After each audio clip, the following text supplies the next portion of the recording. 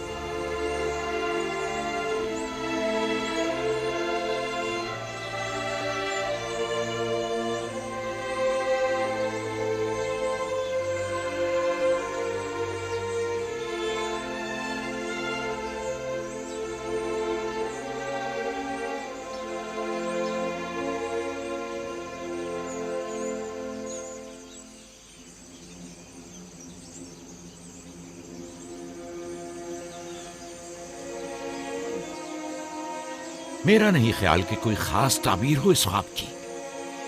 اس کی تعبیر کے لیے کچھ غور و فکر کرنا ہوگا. شاید کچھ میرے ذہن میں آ جائے. کیا آپ لوگ آج بھیڑے چرانے نہیں جائیں گے؟ اب جائیے نا.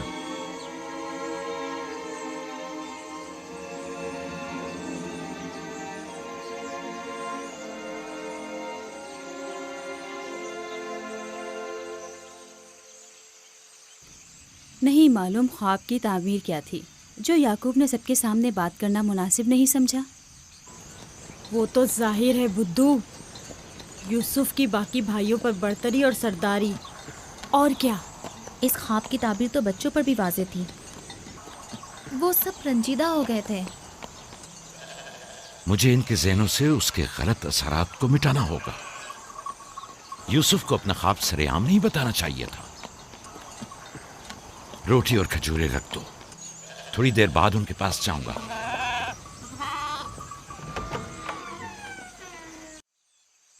آؤ بیٹا آؤ.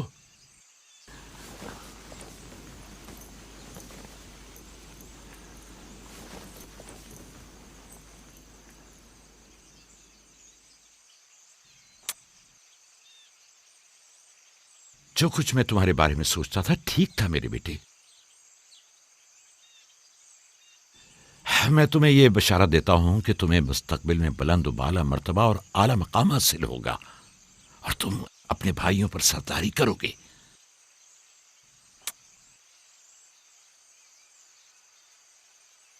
میرے بابا اسحاق نبی نے میرے حق میں دعا کی تھی کہ خدا میری نسل میں بہت سے نبی قرار دے. ہمیشہ سے دل چاہتا تھا کہ جان سکوں میری رسالت کا وارث کون ہے. امید ہے کہ میرے مقصد کو جاری رکھنے والے تم ہی ہوگے.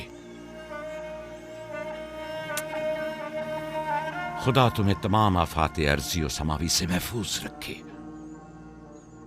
شاید تم وہی ہو جس کے ہم منتظر ہیں. بابا یہ نبوت کیا ہوتی ہے؟ میرا کھانا اور لباس تیار کرو.